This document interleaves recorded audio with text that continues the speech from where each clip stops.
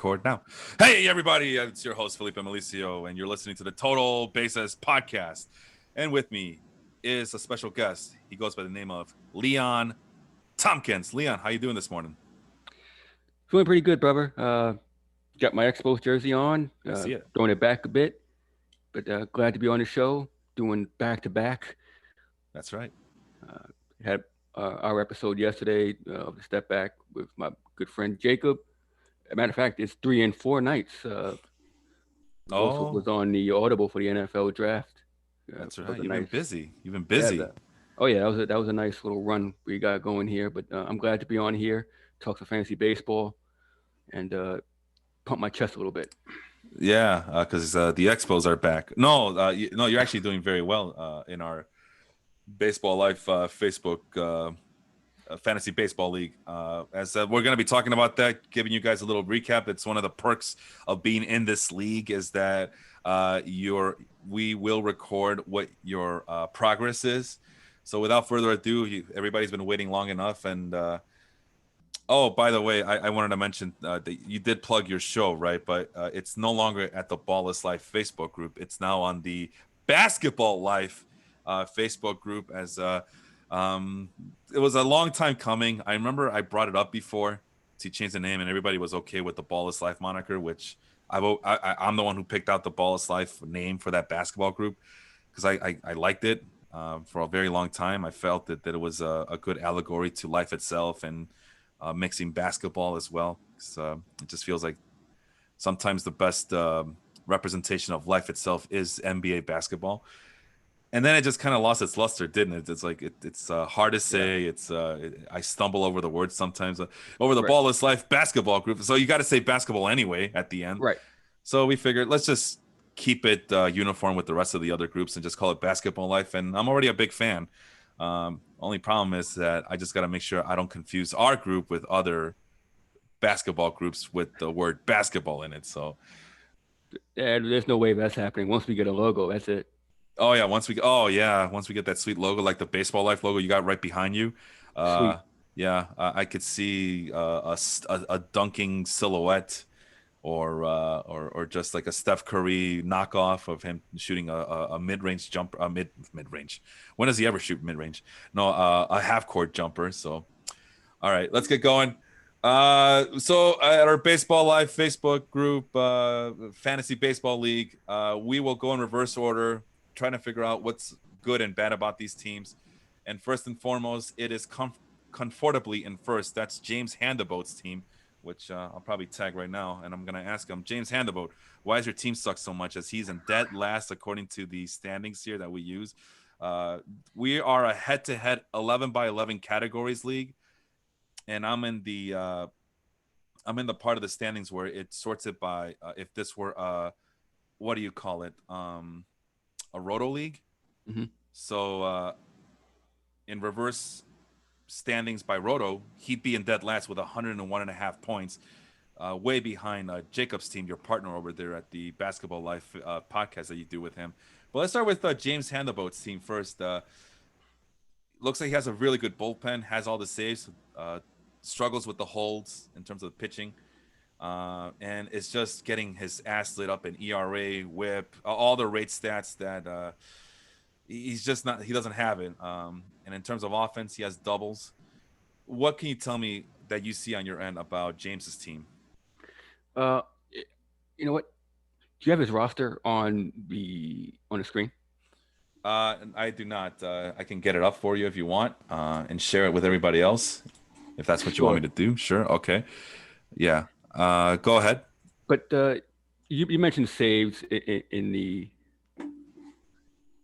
comment there. Saves is one category, doubles is one, and to be so dependent on those two categories and struggle everywhere else, it's a lot to ask. Let's look at his roster here. This is the pitching staff right here that I'm showing since we're talking about saves. I mean, Mark Melancon has been pretty good for him. Jake McGee has been pretty good for him. But no holds. That's rough, man. You gotta plan for that type of stuff. I know, like, you know what it is, Leon. Natural instinct as a fantasy baseball leaguer is to always go after those closers and get those saves, which is understandable. but you should know by now in our league we do account for holds, and this is gonna do it to you. You need those holds. I'm sorry, you just gotta find a way. You we and we talked about this last year, Lance. You've been in a holds league, in a separate league. How do you draft for holds when you're in a league like that? well for closers, you always have about 4 or 5 bona fide closers. You look at your Chapmans, even Kimbrel this year looks pretty good. The Josh Haders, those go off the board pretty quickly. Once you go past those elite closers, you go for the elite setup men, the Chad Greens, the I took Tanner Rainey, now Blake Trinan of the upper echelon 90, 95 win teams. You figure they're going to get a bunch of holds. And then you can get your Liam Hendricks and those closers slash setup men who might jump into that closer role later. And we look at his team here. Mark Melanson is the established closer for uh, projected 90 to 95 win team. So I could see his thought process here. Jake McGee of a surprising San Francisco Giants. Um, I could see where he's getting his saves from, but Iglesias has been god awful for the past 2 years, and Yeah. I do like his starting pitching. Danny Duffy, the ERA leader, our cover photo for today. He's been listening to Sean, I'm pretty sure. Sean's been kind of on that Danny Duffy bandwagon for like the last 2 or 3 weeks, and I just keep brushing him off. It's just Danny Duffy, but yeah, man, Danny Duffy has done a lot to improve. His velocity is up, his movement is up. People are chasing his pitches when they haven't been chasing them before. So we'll see if this is actually a permanent thing. But yeah, that helps a lot. But he's still in last place in terms of the standings, and I might as well just show you the standings that I see here. Hmm. As you can see, yep. So it's by points, rotisserie points. You see that? Yep. James is in last place, and he got a lot of doubles. So let's take a look at his roster on offense now. And there's Omar Narvaez. Sorry, Omar Narvaez has the singles there, but the doubles, Xander Bogaerts hitting those balls off the Green Monster helps a lot. Mm-hmm. Let's see if I can go a little lower. And those are Kyle Seager second with 9. Kyle Seager has always been an underrated hitter, but hitting in Seattle is hit or miss with that lineup. Yeah. But yeah, this his lineup here, Goldschmidt, really struggling, batting at 234. Yeah. And we do account for batting average and on base, so he's not even getting help in either of these. And 29 strikeouts already. Wow. I know that's Joey Gallo's at 43, but at least he's getting on base at 404 on base percentage. Michael Conforto also struggling. I know this because he's in my points league. So yeah, and this is where becoming a homer kind of hurts you as well. yeah. I know very well myself. We'll get to that later. But Conforto started out hot and then has been struggling for the past 3 weeks. He hit a home run yesterday in the 9th inning, so he might be turning it around now. But Conforto, George Springer hit 2 moonshots yesterday. Springer's been on the IL, so there's hope for his team turning it around. It's been a rough April for a lot of these hitters. Yeah. And he also has Kristen Yelich on the IL as well, so probably waiting for him to get back. But yeah, it is rough. It is rough when you're waiting for when you have a superstar like Kristen Yelich out for this amount, and he was doing pretty well too. Mm-hmm. 333 batting average, 459. Looks like he was finally back and injury free, and then that back problem has just been a big issue. But yeah, look at all the rest of his bench though. I mean, yeah, we were just talking about some of the guys that are struggling who are starting for him, and he has no one to replace them with because everybody's just been bad. Go ahead. No, and this goes to show. I don't know if COVID or the shortened season and the abbreviated spring training what they had. When you go into drafting, do you base off out of 2019 or what they had of 2020? And you look at these names, and there's so many names that are struggling. Eugenio Suarez, Yeah. Bona fide 35 home run guy, Pat, previous 2 years before last year, and he can't get above 200. It's a lot to ask, and you draft in these high positions expecting based on their card, you're going to be put in a hole really quickly. Yeah. So it's a wait and see approach for him. I mean, he does have really good players, and just to get back to his, I don't think we touched base on the rest of his starting pitching, but he does Madison Bumgarner, who's suddenly is Mr. No Hitter over there. Aaron Nola, who's always pretty good. Chris Paddock, we're still kind of waiting for him to kind of develop into that uh, starting that ace starting pitcher for the Padres. Hmm. JT Brubaker, who's been kind of been the flavor of the month, so to speak. As this is an April monthly recap, and Brubaker, that was a guy we constantly kept talking about the last couple of weeks. Sean and I did. By the way, those wondering where Sean is, he is battling with that COVID vaccine it's whipping his ass, and I had mine last week. Thank God we don't go on Saturdays because I was knocked the F out on Saturday. I did come back on Sunday, but I was not my usual self on Sunday morning last weekend. So no, that this vaccine is no joke. So hopefully he recovers from it just fine. And then there's Dustin May, who we all know who Dustin May is. So Well, Dustin May got injured last night. that's right. Left the game with an elbow injury. So Yep, he's on the IL. yeah, it's going to be a rough go. He has a lot of guys. He's waiting on Max Fried. I believe is coming back next week. Slated to start against the Nationals. Syndergaard, I think, is slated for early June, late June, somewhere Sounds around there. right. June 15th. Okay. So we'll see about that. Tommy John recovering from Tommy John surgery is a tricky proposition. Let's move on over to Jacob's team, your step back partner over there at the Basketball Life Group. Singles, that's a good thing. He limits his strikeouts, decent amount of steals. Good. I mean, because of the singles, where was it? Because of the singles, I'm assuming that's why his batting average is so high. Hmm. Decent on base percentage, but then you look at this pitching staff. Yeah, he's in trouble, man. The rest of his pitching staff is just nothing but ones, fives, and sixes. There's a couple of fours and a three. So let's take a look at why his team is so bad. Or not, yeah, I guess it's mostly his pitching that's letting him down. So let's take a look at his pitching staff once this thing loads up. But just go ahead. I whipped his ass last week in our matchup, so I'm just going to throw that out there. Yeah. Okay. Love him, brother, but measures had to be taken. Did you also beat him in our fantasy basketball league as well? No. For the playoffs? No. No. Okay. Alrighty. Let's see if it's loading up now. There he is. Team Jacob, the Will Ponzi's. Great name. But let's see. Well, I mean, when Brady Singer is the first name you see, that to me is a problem. And it's the opposite of what James had. James had a lot of guys with a high strikeout per walk ratio. Jacob, his highest guy is Yusmeiro Petit at 3.67 strikeout per walk ratio.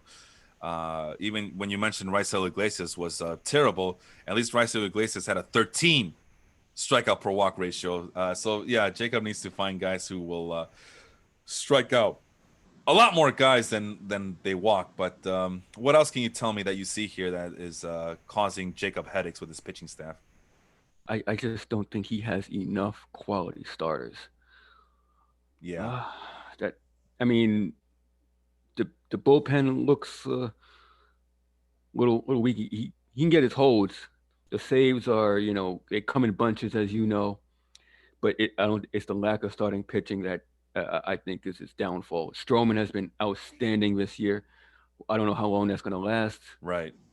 And Zach Wheeler has been missing bats all year, but Casey Mize has been really up and down. Taiwan Walker as well. It's just not enough consistency in that starting pitching that I could see that will hold up. And he I don't want to do this to him, but you mentioned it already with James. This is a lot of Mets fans in this group, and this might be a problem where the Mets homerism is getting the best of Jacob, where Taiwan Walker, I mean, this is unacceptable. 1.80 strikeout per walk ratio. I know he can come back and say, hey, he's pitching 27 innings and getting me 27 strikeouts, and the 1.26 whip is respectable, and he doesn't give up a lot of home runs. But you should not be depending on a guy like this. I'm sorry. That's just And I think the only reason he has him on the team is because it's a Mets player. He's a Mets fan. Also, my man Jacob, come on. You have 3 reserve spots available to you. Go pick up some players. Let's go, man. This is Yeah, inexcusable. yeah. I mean, he can definitely come back with a streaming option Mhm. every week. So it's not like his team is completely out of it because, as you notice, his hitting lineup is rather potent. Well, So yeah. it's not a total loss.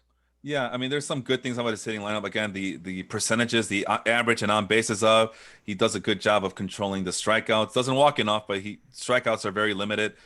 Steals bases. I mean, that's respectable number right there. Getting 8 points for stolen base net, and the singles are okay. So let's take a look at his hitting lineup really quick. And yeah, Jorge Alfaro. I warned them. I warned them about Jorge Alfaro. They didn't listen to me. And yeah, 229, 250 on base. That's not gonna cut it. James McCann doing a lot worse. I know defensively he's been getting high marks just from people who've been talking about him and how the pitching staff looks better with him behind the plate. But the hitting, 217 average, 288 on base percentage. Yeah, that's not going to cut the cheese there. Who else do you notice here? Uh, eh, Go ahead. so I killed him on his starting pitching. I gotta defend him on his catching situation. Alfaro, we know the numbers. Projected that Marlins line to be in the middle. So you kind of go there, and it's really thin at the catching position. So I kind of see where he was going there. Hmm. McCann, definitely a homer pick. I didn't, defensive catcher, you think he might drive in some runs in that lineup, but that Mets offense is absolutely cold. McNeil has not been what we expected. Manny Machado batting 240. Uh, Starlin Castro was just, Starlin Castro's double play machine waiting to happen. The saving grace of this team has been Acuna. Yeah. Yeah, I mean it's obvious. I mean that's why he kept him last year. Bryce Harper's also having a good season, 321 batting average. Looking like that contract is living up to expectation. Jesse Winker also, I have him in my points league, and he's paying dividends for me there, and he's paying dividends for Jacob here. Listen, the outfield was never the issue. Right. It's everything else, like you mentioned, catching. Jeff McNeil getting off to a super slow start, despite the fact that Sean has been singing his praises for his high contact rate. This is the issue when you get a high contact rate guy, is that even if they are able to have been known to post a high batting average, they can hit slow grounders to shorten second base. And that's what I'm assuming. That's what I'm thinking is happening here. I'm not going to break it down too much.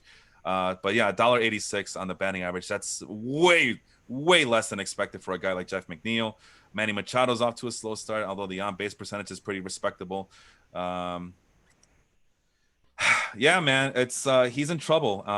But yeah, he first of all he needs to replace Jorge Alfaro anyway because he's on the injured list with the hamstring issue. He can he does.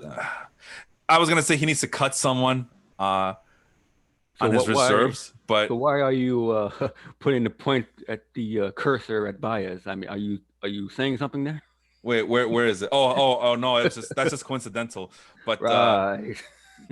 I guess you can't really cut anyone here. But again, he has 3 reserve spots. He needs to go pick up some pitchers right now. And give himself a chance to remember this is a semi-weekly league, so we change lineups on Mondays and Fridays. Every Monday and Friday is a new matchup, right? So he needs to pick up 3 pitchers and actually try get someone on injured reserve. Jorge Alfaro, he has one more spot available, and just start looking for working that waiver wire and maybe even make some trades. I mean, he has some nice depth, but you can only start so many players, right? I mean, Brandon Right. Nimmo's on And his bench at a 430 on base percentage so far this season. yeah, and I don't even know who you would take out in that outfield or utility spot for Nemo. So it's kind of rough there because So the Harper and the Acuna's you'll never move. yeah, and then Corey Dickerson. Maybe that's the piece you move, or maybe he Brandon Nimmo he trades him to another Mets fan who will overpay for him, and maybe that's gonna solve Jacob's problems. So, but Jacobs has to be willing to do that, right? So, we'll see. Oh no, Jacob, yeah, finished bottom 4th as well last year too. So, it's it's just more of the same for him, I guess. Unfortunately, I don't want to like attack the guy too much, Yeah, I won't let you do it. it's he needs to give me something. He needs to give me something. Help me, help you, work with me here. Let's move on to Matthew Whelan, who Sean and I at the beginning of this after the draft, we thought that was easily the worst team in this league, and he's been kind of creeping up the standings little by little. Let's take a quick look at his numbers there. He's tied with Henry at 116 rotisserie points. Let's see. Offensively, runs and singles are there. He's lacking a little bit on the power side right there. As you can see, doubles, triples, and home runs are not as high. RBI respectable. He limits his strikeouts. He actually leads the league in limiting strikeouts for his offense. And batting average and on base percentage are really good for one Mr. Matthew Whelan of the Food Life, Mr. Our one of our chefs here in our groups. And then you get to his pitching staff. Mind you, this guy has Jacob deGrom on his team. And that was one of the things that I actually admired about his team was that he had a pretty decent starting rotation. But as you can see here, Leon, it's not really giving him results. It's a one-man show. Yeah. So again, let's go see why his pitching staff is so terrible, and it's mind-boggling. Kyle Hendricks is that's a problem. Public enemy number one. Right there. And never forget that Felipe warned you guys about Kyle Hendricks, and nobody listened to me. So I'm just the guy who hates low velocity pitchers, but it's starting to catch up to him. Hopefully, it's just a slow start to him because the Cubs will look really bad with him being this bad as well. Although that might be more of a bigger issue with the Cubs than just pointing the finger at Kyle Hendricks. But I digress. But yeah, when you got a Walker Buehler on your team and a Jacob deGrom, you would think that those rate stats and all the other stats would just shoot all the way up. But you saw the standings; doesn't matter if they're the rate stats or the counting stats; they're all way down. He has no closers. It's the opposite of James's team, where James has too many saves and too many saves guys. This guy doesn't have enough saves guys. Go ahead. I mean, he barely has enough holds guys. I thought this has to. Geez, this is one of the worst pitching staffs I've ever seen. He's up there in holds, though. I mean, so he's holding his own on the holds. He does enough. I didn't see Diekman. Okay. Yeah, Diekman's there. Sorry, yeah, Diekman's on the team. But yeah, like I said, this looked pretty good. I mean, I know the Nelson Lamet is hurt, and Garrett Croquette is also hurt, but those guys are not gonna save this team, right? Like he needs more. Yeah, he needs a lot more, but he also needs guys to step up. You look at Tristan McKenzie, and he's been really struggling this year. Jacob Junis has been pretty decent this year for that upstarted, that surprising Kansas City Royals staff. Yeah. But if this team is really about guys who really need to step up, the Turnbulls, the McKenzies, and especially Kyle Hendricks. Yeah, and that might be what solves all the issues for here. But still, like you said, guys need to step up. McKenzie, we warned you guys about McKenzie at the beginning of what was it, mid-March, somewhere around there, where as soon as he got called up, the velocity went down all the way down, and it's looking like it's streaming over to 2021 as well. Lucas Sims, who gets so much hype there, Leon, so much hype for a 5.79 ERA. Like, this is the era of parent to whenever Amir Garrett's going to mess up, Lucas Sims is just going to magically step in and take over. And Larry is your friend Larry is listening. This is why we don't trust the Reds, Larry, right here. Just when you think you can trust them, you get a guy like Lucas Sims who is just letting us down, letting poor Matthew down as well. So no, he needs to work on his thing. I mean, he has the holds down, but he needs help everywhere else. And again, just a matter of working the waiver wire and making a couple of trades here and there. Let's go to his offense really quick. Unlike the first two teams we saw, Buster Posey has been having a decent bounce back year so far. Mm-hmm. Williams Astudillo, well, yeah. Remember, this team limits strikeouts, right? But when you limit strikeouts, you also get a at least the batting average is high, but the 286 on base percentage is hurting my brain. It is. It's rough watching that. I do like Justin Turner. He's had a real nice season. I didn't think that was possible. Verdugo has been surprisingly decent as well. Alec Bohm starting to come on a bit, Oh yeah. and Freddie Freeman has been really off to a slow start. Once you get Rizzo striking you out, uh, Well, he's still walking more than he strikes out, and he's getting on base percentage at 356. So all is not lost with Freddie Freeman. I think it's just a matter of time. But this is a time. It's time for me to run my little victory lap. I warned you guys about David Fletcher. Oh, but he's hitting 264. Yeah, well, this is an on base league as well. 281. That's unacceptable. I'm sorry. I warned you guys about David Fletcher. He's not to be trusted, and he's right there, cemented at the second base position when a perfectly good Luis Arias is playing left field just to make room for David Fletcher. There, I said what I said. So that's gonna be the reason why. My reasoning behind my hate towards David Fletcher is justified. Sean was wrong. I was right. Let's move on to the next team. As now we get Henry of our fearless leader here of the Baseball Life Facebook group, which for those who are listening to audio only on the next day or a couple of days after, we do air live on Sunday mornings at the Baseball Live Facebook group. Come join us and join the conversation. Henry, his offense is struggling, and we're going to take a look at it really quick. Walks and strikeout ratios is pretty good, but he needs more than just walks and strikeouts. Dead last in stolen bases, dead last in on-base percentage. Over to his pitching staff, not too shabby. The wins, strikeouts, so the counting stats are there for Henry, and middle tier everywhere else. So let's see. Let's start with the hitting on this one. And again, this is going to be a running theme for us, right, Leon? It's the catching. Mm-hmm. Catching is going to be a problem for every team, right? it really is. It is so. It's not much you can do. Yeah. There's what 4, 5 catchers tops, and if we were counting Gary Sanchez, it might have been 6. But we see where that's going. I do, yes. Yeah. We'll take a look at Henry's team here. I think he struggled when Rendon went on the IL. You lose a lot there. Yeah. And Lindor has really struggled for someone of his caliber.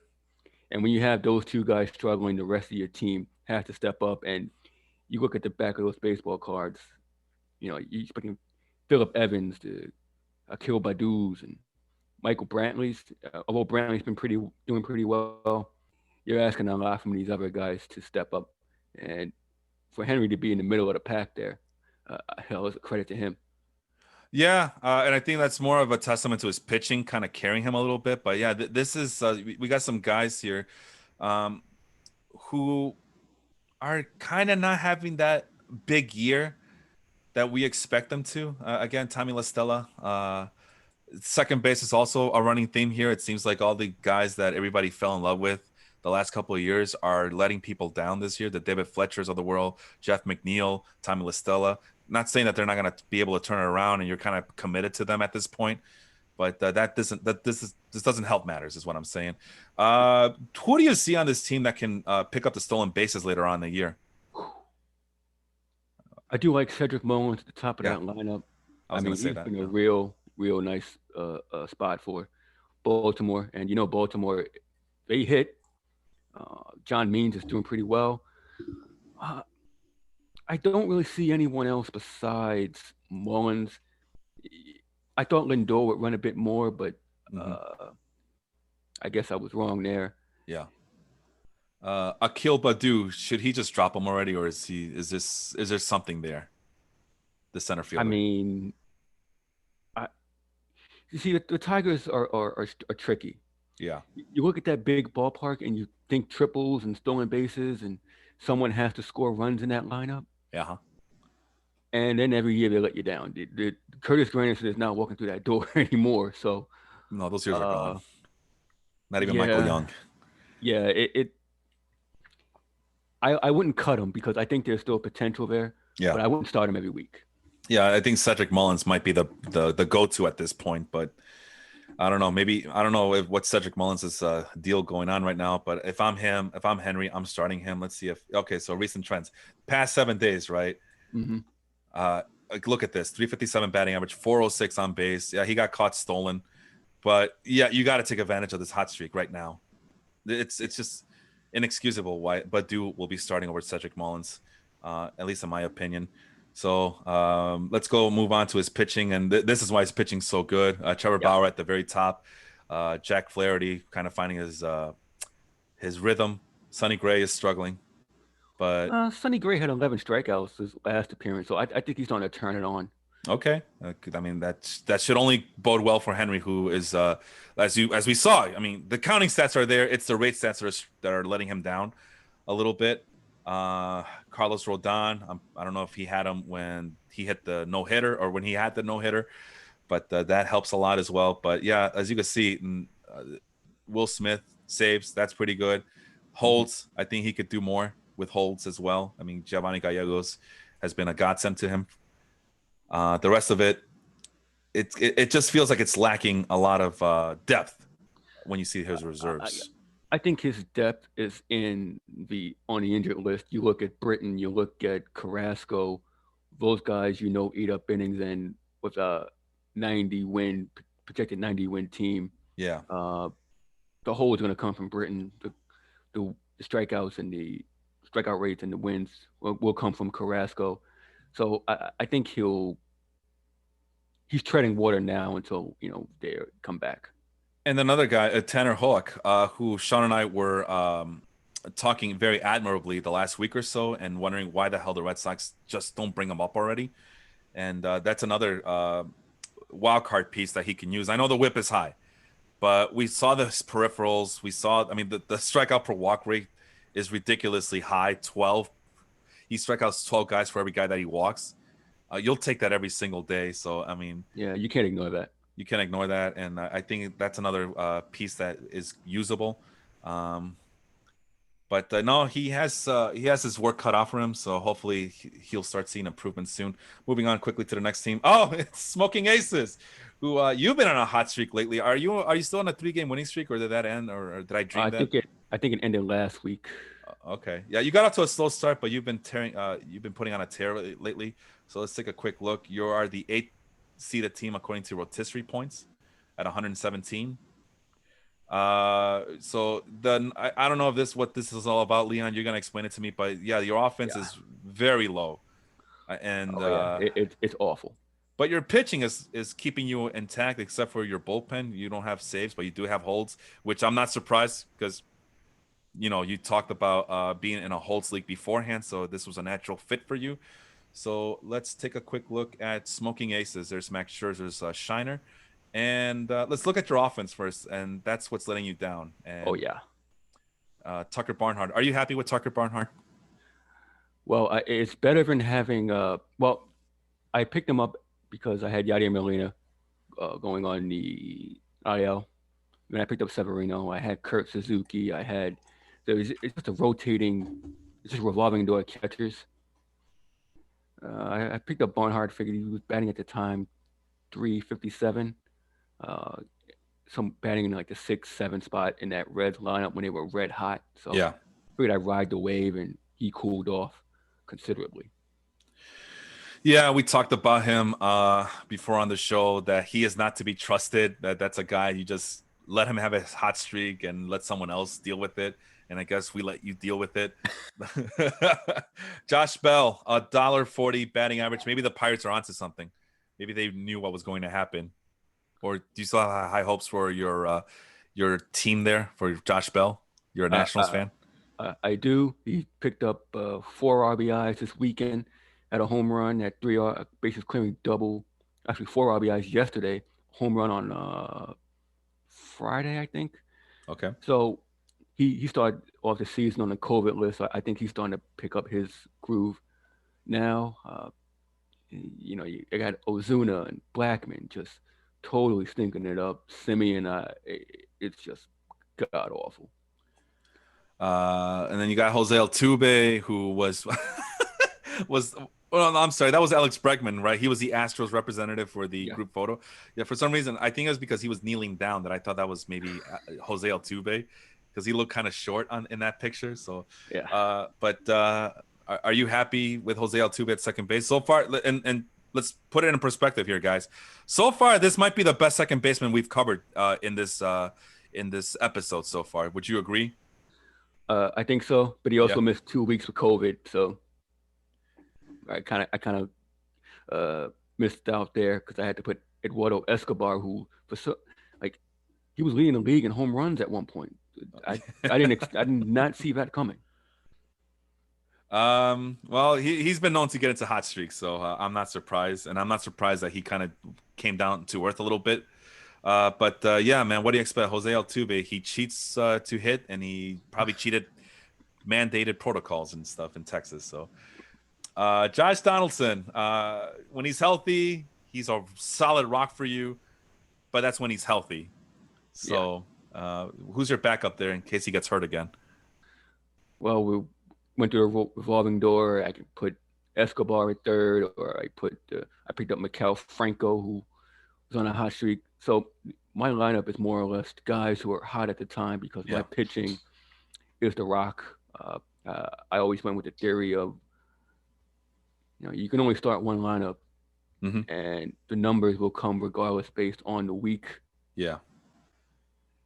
So I just put a hot lineup out there, and the pitching I figured would just remain solid, consistent, which for the most part it has. All right, let's move on to, and I made it a little bit bigger for everybody to see. I didn't realize that it was still blurry.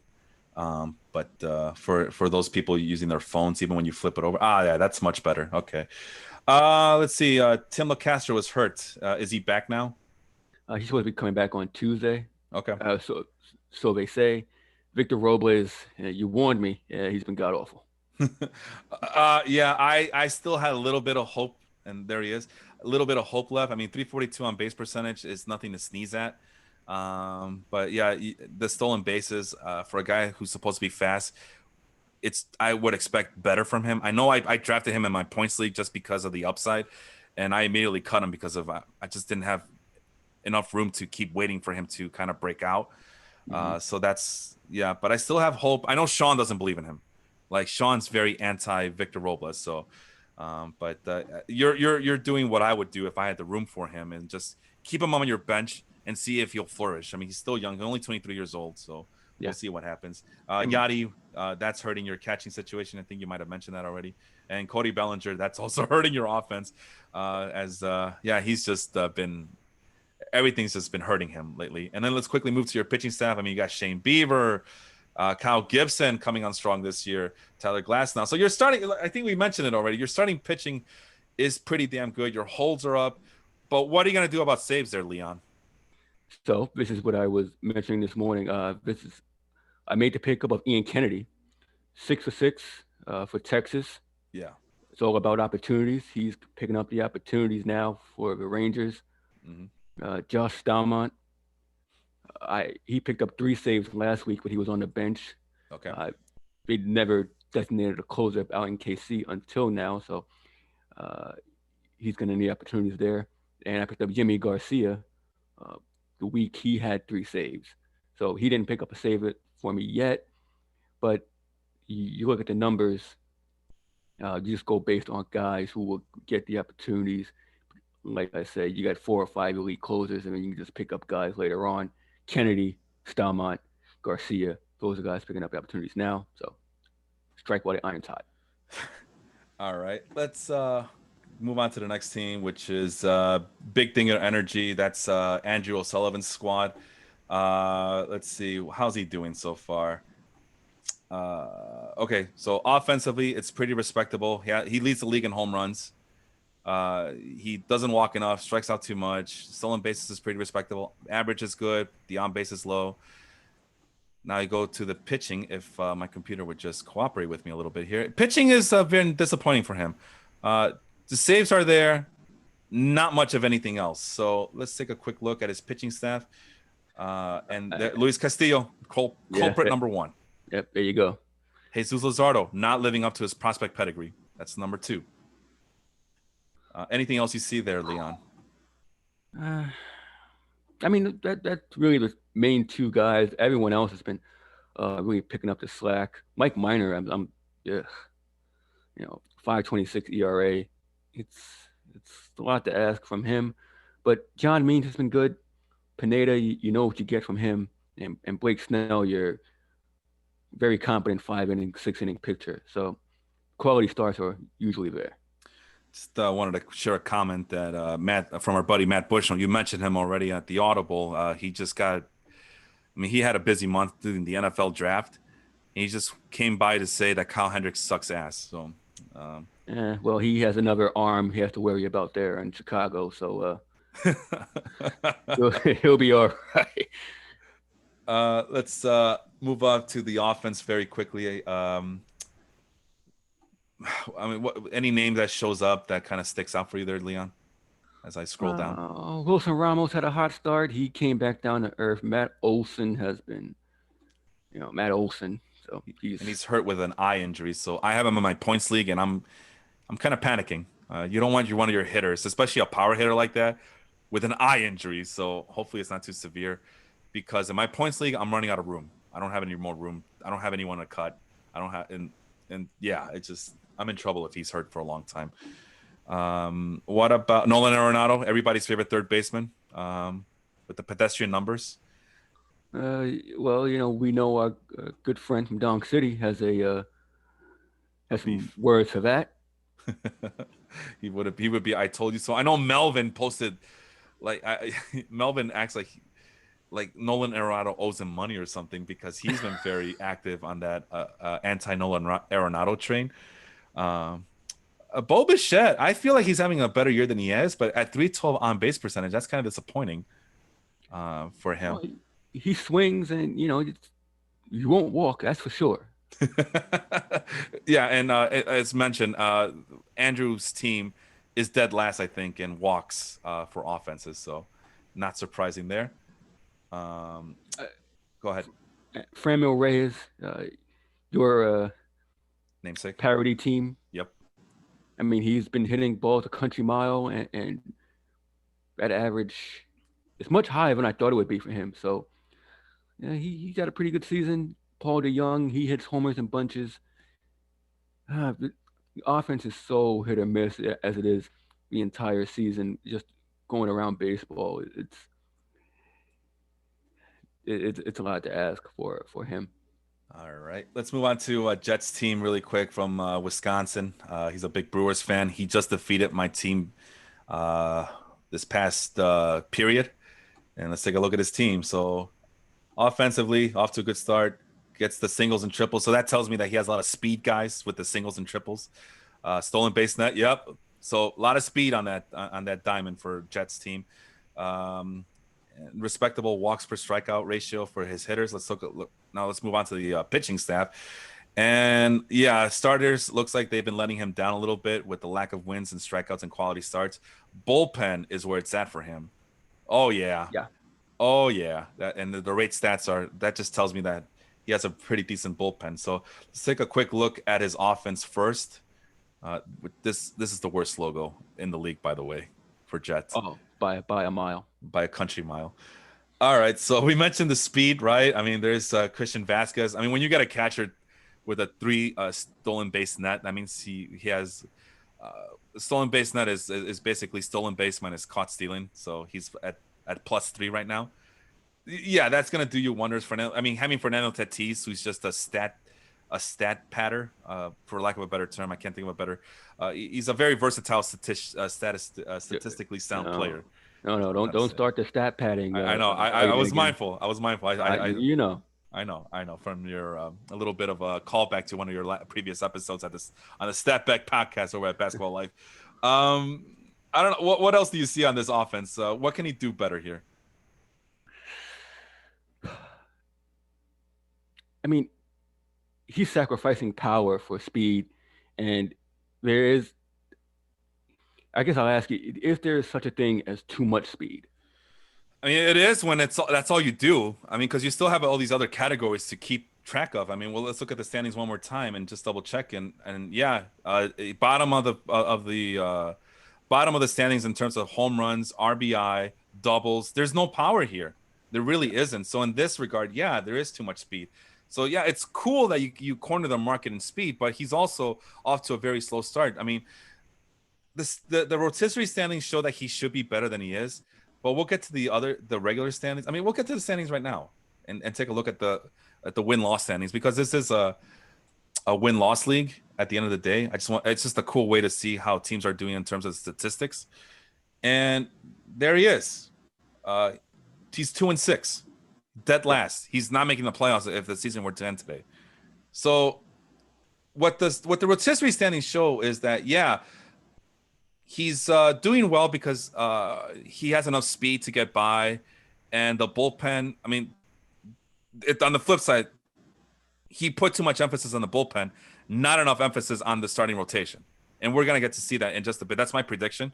That's what my hypothesis is on his team. Mm-hmm. But can it be too much speed?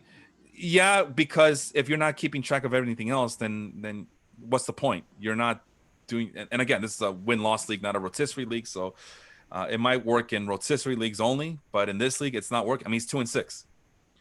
Yeah, I mean, you can always, if you corner a market, like you said, you can always trade for what you need, but this is a lot of speed just to be in the last place for a head-to-head league.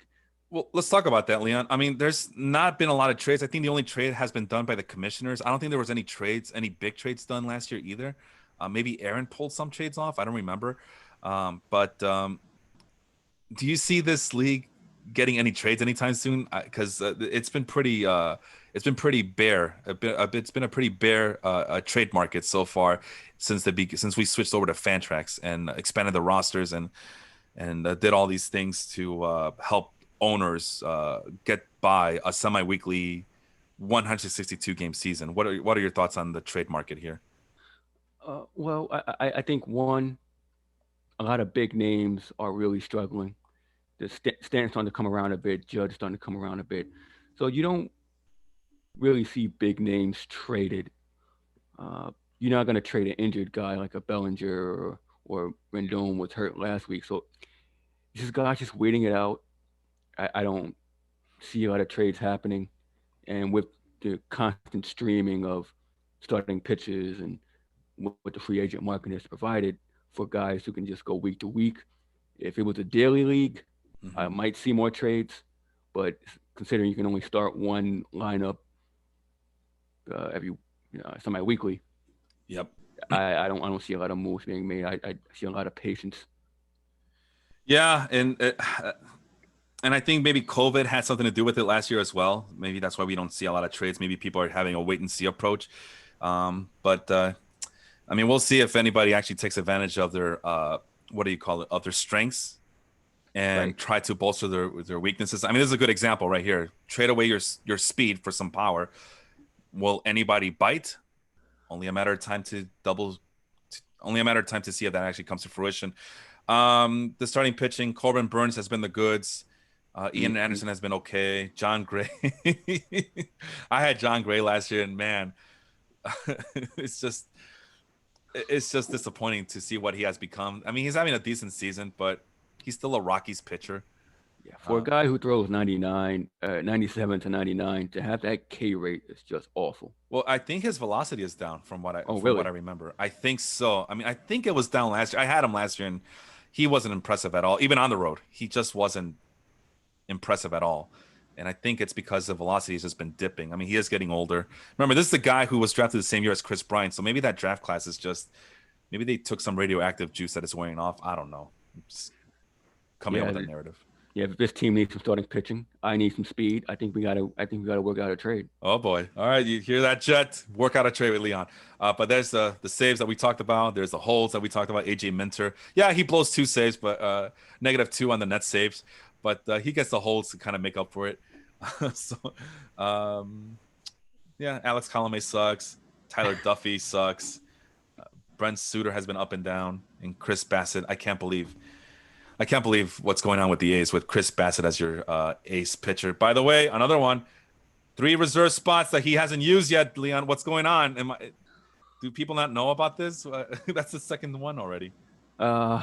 Well, you did mention we switched to How long we switched to Fantrax? 2019. No. Last year was our first year, and then COVID struck, and that kind of delayed our season. Hell, it took me about the month and a half, 2 months to figure out this. So it's a learning curve. I'm not gonna lie. You're trying to figure out roster spots and IRs and minor league spots. You're streaming guys, so it's a lot to take in. Yeah, well, I mean, listen. There's a method to my madness, right, Leon? Let me get my soapbox really quick as before we move on to my team, and as we get to the top five. Looks like, yep, top five. Uh, Everybody brags that their baseball knowledge is better than everybody else's, and this is a very smart Facebook group that we got going here. You know, you're one of the originators of this group. You're one of the more active members of this group. Everybody talks a big game. This is my way of saying, all right, well, let's put your money where your mouth is, right? Let's see how much you know. And Literally. yeah, and some of this knowledge does translate. And as you've seen so far, some of the knowledge does not translate, or some of that knowledge it does not streamline well when it gets to the point where you are asked to do the day-to-day management of your team. Like you expect these high standards of your favorite team's general manager, but when it's your turn to do it, notice that all the excuses come up. Right? I'm not, and I understand, Leon. Fantrix is a pain in the ass to deal with.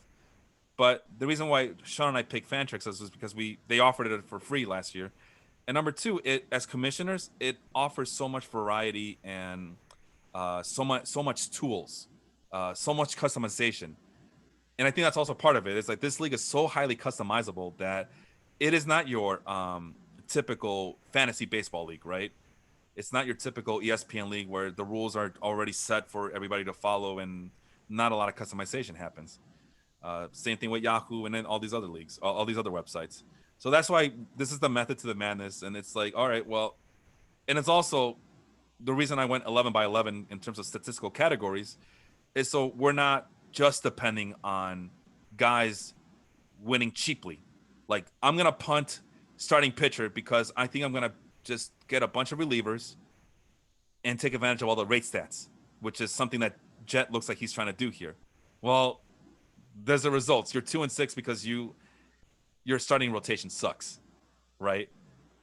Sure, you have all the rate stats because of your bullpen, but you still need to get those counting stats as well from your starting rotation, and you need to get to 12 innings minimum pitch. So it's a balance. Like Yeah. the best team should be the most balanced team, and that should be the representation of our league at the end of the year, right? When in terms of playoffs and in terms of championships. So this is why I do it, because it's a challenging league because 12 people accepted that challenge. So I don't want to hear excuses. I don't want to hear that this. I mean, you're the exception because you're new. For everybody else, you already had a 1 year head start, and Leon already he pretty much has gotten used to some of the features already. And you just said what, a month? It's a lot, but I get it, but everybody has had a 1 year head start over you. It's a steep learning curve, but everybody else has a 1 year head start. That's the way I see it. I mean, I don't want to hear excuses. I mean, this is your league. You paid for the league. You all accepted the rules. You all agreed to them. I want to see you try. Like, there should not be like. It's one thing that you're trying and your team still sucks. I feel for you. But if your team sucks and you have 3 reserve spots that you haven't used up yet, or you have 5 minor league slots that you haven't used up yet, I have no pity for you. I don't give a shit that the league is too complicated. I don't give a shit that you think that the league is too hard on you and it's not user friendly. Tough titty. Everybody else has figured it out. So that's the way I see it, right? Because when and also see it from where I'm sitting here, Leon. I'm about to talk about my team. All right. I'm about to say all the problems that we talked about it at the very beginning when you and I got hopped on the Zoom call. I'm about to talk about why my team has suddenly gone on a 4-game losing streak, and everybody's gonna tell me the same shit. Oh, Felipe's just making excuses. No, I'm just trying to figure out what the fuck the problem is, right? I got off to a 4-0 start. Why the hell am I 0-4 in the last 4 games? I'm looking for solutions. Like I mentioned that last year, and I'm trying.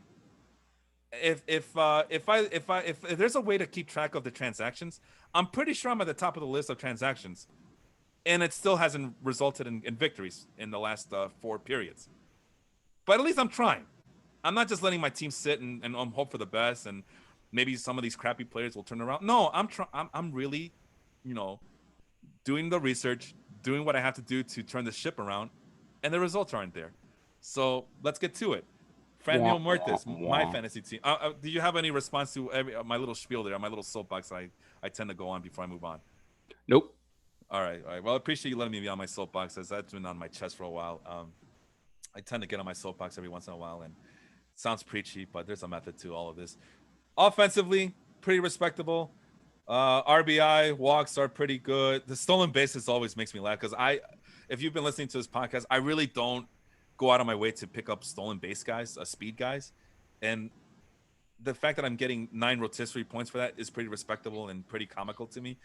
And then you get to the pitching staff, and the pitching's been kind of letting me down lately. Lucas Giolito getting torched against the Red Sox last week. Andrew Heaney getting torched against the Mariners, I think, against Aaron's team.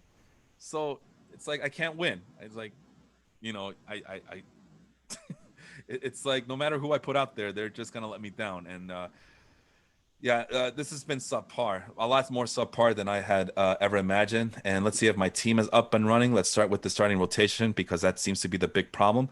And there it is, Lucas Giolito with a 5.68 ERA. This is one of these. This guy was a top 10 starting pitcher to finish the year last year, I think. Looks like you need to talk to Smoking Aces too. I'm sorry, what was that? Looks like you need to talk to Smoking Aces too. I got. Well, I picked up Sean Manaea. Joe Musgrove has been a godsend. He's also pitched a no-hitter this year. Liam Hendricks is looking like he's finally turning things around, despite the fact that he has 2 blown saves. So that's not going to cut it. The holds is a weakness of mine. I thought I had enough guys who can put up holds, but Taylor Rogers has also been put on save duty. Emmanuel Clase unexpectedly got called to be the closer. So he has 0 on the holds. Andrew Heaney, I talked about how he got torched. So yeah, there's some hope at the end of there's some light at the end of the tunnel here. But as you can see, Drew Pomeranz has been not been consistent enough. Like this 3 strikeout per walk ratio. I think I remember it last year being much higher than that. You were going to say something there. Go ahead. Yeah, you would think for a lefty he would get more opportunities, but it hasn't been the case. I mean, we saw Mark Melancon getting the saves, right? Yeah. So you would think the holds for Drew Pomeranz would just go through the roof. And I mean, I guess 4 holds is pretty damn good, but again, this is a pretty high whip for a guy of his status. He's supposed to be one of the best middle relievers in baseball, and 311 on base percentage is just too scary of a proposition for me to put out there on a regular basis, and that's why he's on my bench. But I do have. Go ahead. I'm sorry. Oh no, I was going to say I also think the 3 batter rule really doesn't help you at all. You think so? As far as your whip, yeah. If he's out there for one lefty and he's facing 2 righties or righties sandwiched in between 2 lefties, that whip will definitely suffer. Well, I see. Let me just check something. Is Taylor Rogers? I always think he's left-handed, but is he left-handed? I don't even know anymore. Do you know if? I know you have. No, someone has his brother. I think Trevor Rogers, right? Trevor Rogers is left-handed. I think Taylor Rogers is left-handed as well. And yeah, he got into a pretty ruckus period for a while. Mm-hmm. But look, 11 strikeout per walk ratio, 3 holds, has saved, 0 ERA, a whip below 1. I mean, he's left-handed too, and there's no excuse there. I mean, he's just putting up results.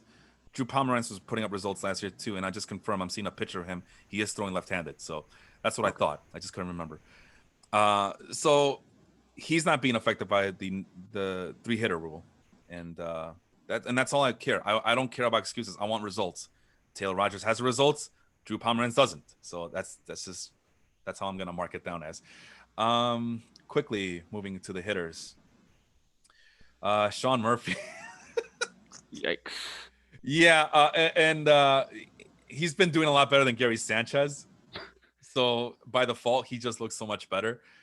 Dalton Varsho finally got called up, but he's only relegated to part-time duty. So no, that's not gonna cut it. We talked about at the beginning of the before we got on the air, you and I privately talked about Vladimir Guerrero just torching your Nationals, right, for 3 home runs and 7 RBI, I believe.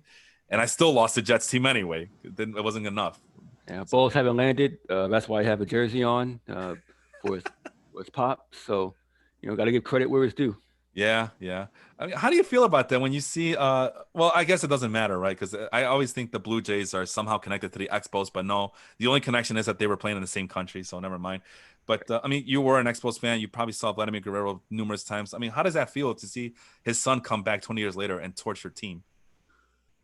I mean, it's bittersweet. Yeah, right. Uh, I also think with them playing in Tampa, the aerodynamics of the ball just never landing it's rather outstanding. I like the way Statcast can't really track the ball once it goes into the school parking lot. But yeah, if there was a definition of country mile, Vlad Guerrero last week and Springer, that Jays team definitely proves it. But he slimmed down. He looks good. Yeah, that's what I was Uh, banking on. Yeah. 349. I mean, that's nothing to sneeze at. Finally living up to potential. I mean, he cut the strikeouts down considerably, and now he's getting intentionally walk. So Yeah, he's walking more than striking out this year, so he's not the problem. I know there was a stretch where he struggled, but he's not the problem. Nick Solak has been a godsend at second base. Rafael Devers, he's finally turning things around. Gleyber Torres is just, since last year, he's just been awful. I don't know what the hell the problem is. I really don't, but I don't have anybody better at shortstop. I'm running out of space, so he's just gonna have to figure it out, and that might be affecting my team negatively. yeah, Anthony Rizzo, I know that this doesn't impress anybody, but I know that he's been turning it on lately, the last couple of periods or so, the last few periods or so. I know that these numbers have been video game like in the last 3 games I played, so I'm not too worried about Rizzo. Another guy who walks more than he strikes out. And this is desperation time. Nick Maton, or Matone, I don't know what his name is. Scrappy middle infielder is now in my starting lineup just out of mere desperation. Usually a guy I don't pick up ever, but that's how desperate I am. This guy swings at too many pitches, has a ridiculously high strikeout rate, and doesn't walk a lot. I don't care. He's putting results now, so I'm going to see if I can get that hot streak going. I'm putting on Austin Hayes, even though he's been slumping, but the last couple of weeks he's been doing pretty well. Luis Robert, thank you, Sean, for trading him to me, but I still don't trust him all the way. But right now, I don't have anyone better than Luis Robert. Would you trust Luis Robert on a weekly basis if he were on your team? I'm trusting Charlie Blackman right now, so I got no choice. I would. Max Muncy with the low batting average, but the high on base. Although lately, the last couple of periods, I've seen numbers like 83, 85, 111, 112 batting average. So yeah, he's killing me too as well. And I'm just, again, I'm running out of options here. So Gary Sanchez, there he is.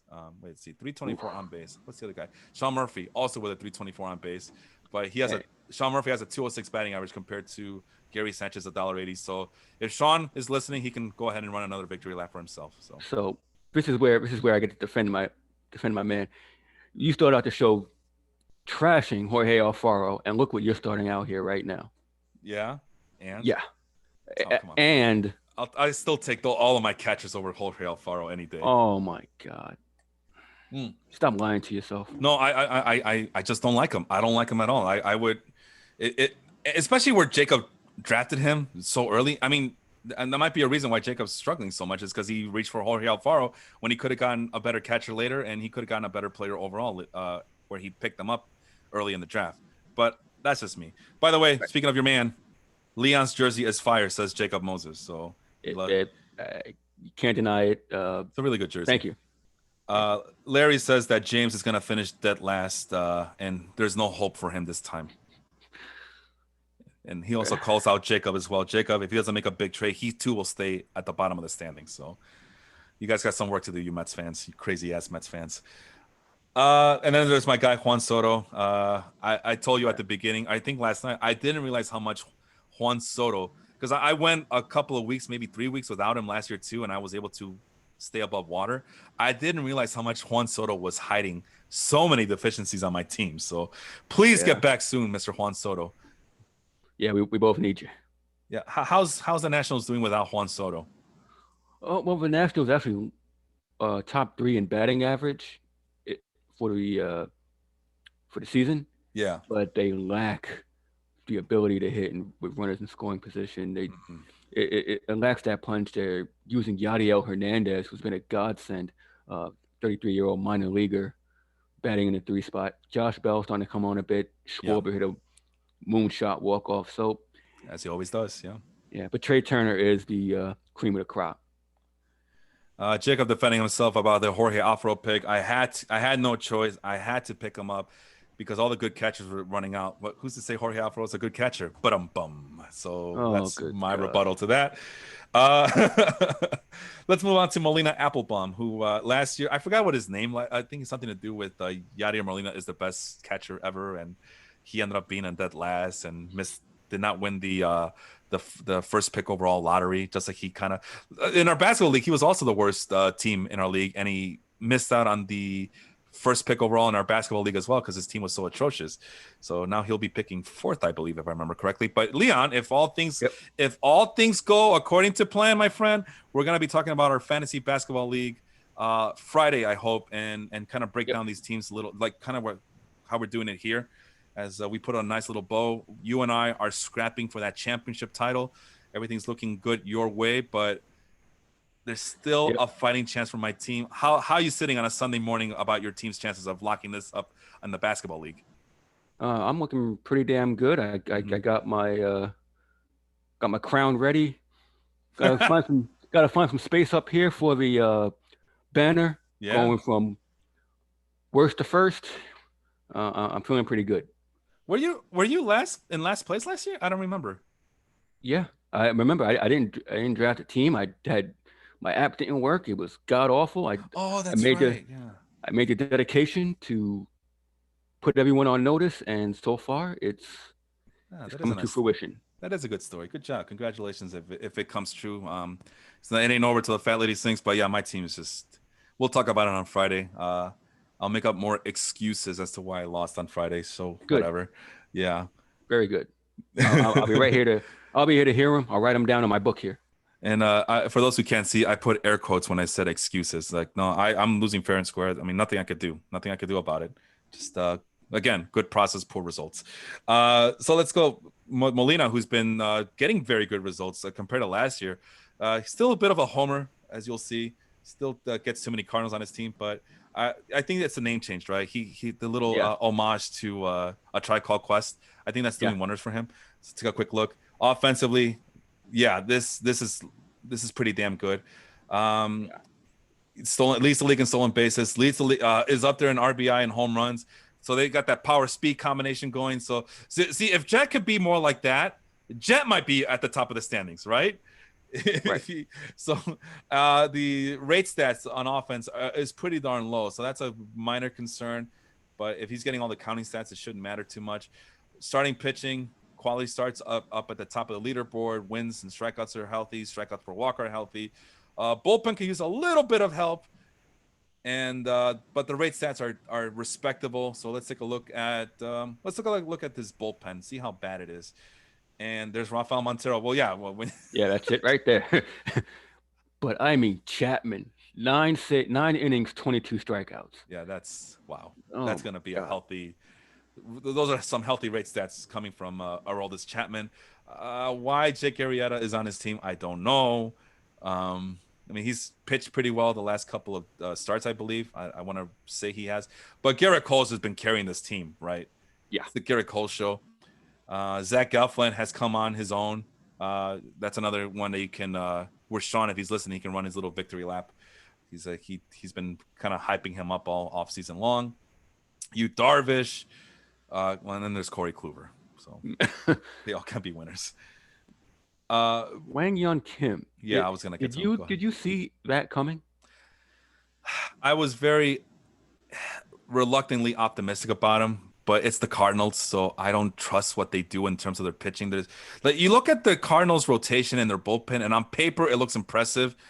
And then when they go out there, the Cardinals, like I mentioned in the offseason, they are the class of that division the last 2 or 3 years, and it just doesn't translate. Like they still struggle to make the playoffs. They still let the Brewers in, who are very one-dimensional. They let the Cubs in, who are, I don't know what the hell the Cubs issue is at this point. Just when you think you have the Cubs figured out, they just wet the bed, and they somehow compete. I don't know how. Probably because the rest of the division is so bad.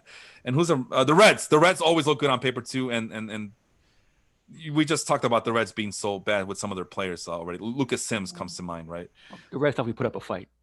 Yes, literally, they'll put up a fight because Garrett likes to get into fights. And now, oh wait, I'm thinking about the Phillies, but no, they did get into a fight, right? The Javier Baez and Amir Garrett got into a fight. So, okay, but Kim, when I looked at the projections, and when you're looking at the projections and you're getting to pitcher number, what would you say, number 150, 170, maybe earlier than maybe 120, and he looks pretty damn good.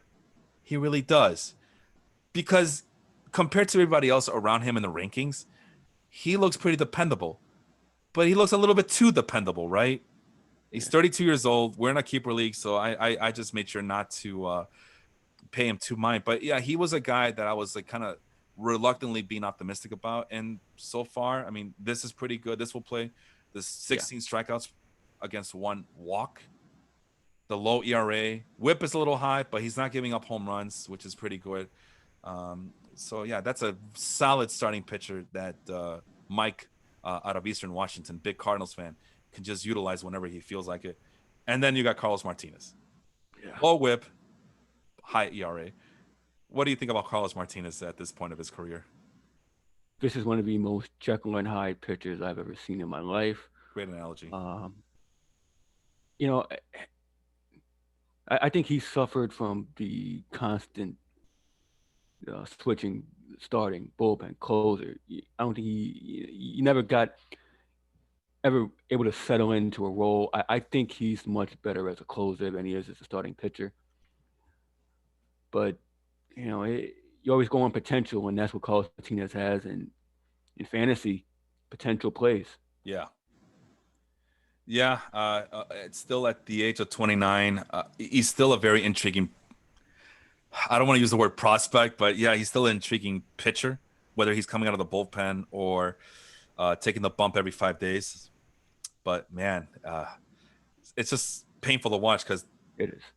The promise was there from the get-go, and it's just he hasn't been able to put it together. Quickly moving on to the hitters, Jacob Stallings, a 377 on base percentage, which seems to be the thing that he does. Posts a really high on base percentage, not much of anything else. Whit Merrifield at 315 on base. Yes, the stolen bases are there, but Jesus, man, that would explain why his his team's on base percentage is so low. What else do you see on this team that's kind of I don't know, that's kind of catches your eye here?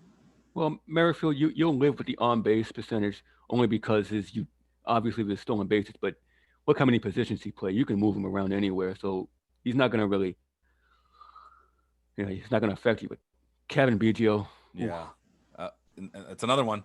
Victory lap time for me now. I warned Sean. Like, I think you're ranking Kevin Biggio a little bit too high. So far, every single second baseman that Sean Flannery has been high on so far in the offseason, they're off to a very slow start. And now it's my turn to run a couple of victory laps for myself because I tried to warn him and he didn't listen to me. I think so far Nick Madrigal has been the only good one, right, of the scrappy, slappy second baseman that he loves so much. And even he just puts up empty. We talk about Nick Madrigal every week, so you guys know my feelings about Nick Madrigal. Love the upside, but he needs to start connecting and putting that ball, hitting that ball with authority to matter in real and in fantasy baseball. Go ahead. And one of your favorite players of all time, Ozzie Albies, doing what Ozzie Albies does. Sean time. Sean, this is for you, buddy. You can run your victory lap. So hopefully that'll make you feel better. We talked about Eduardo Escobar, Eddie Rosario. I never see them in the same room. They're the same player as far as I'm concerned. They're doppelgangers of each other, right? Yeah.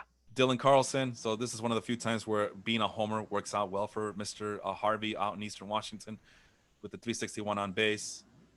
So he looks like, and playing all outfield positions, one of the few players that qualified at the beginning of the year at multiple outfield positions, because we do use left field, center field, right field in our league.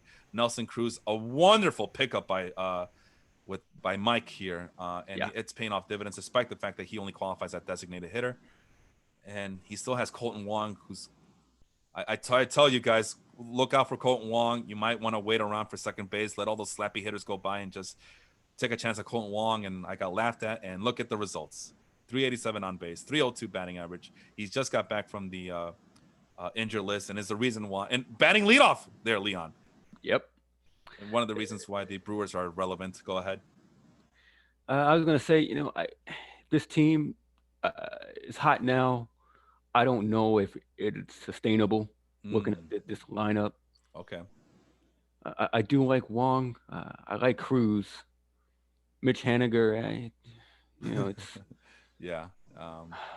He's a borderline Mariners fan because he does live in Washington. He's a right. Cardinals fan by birth, but Mariners are kind of his transplanted team out there.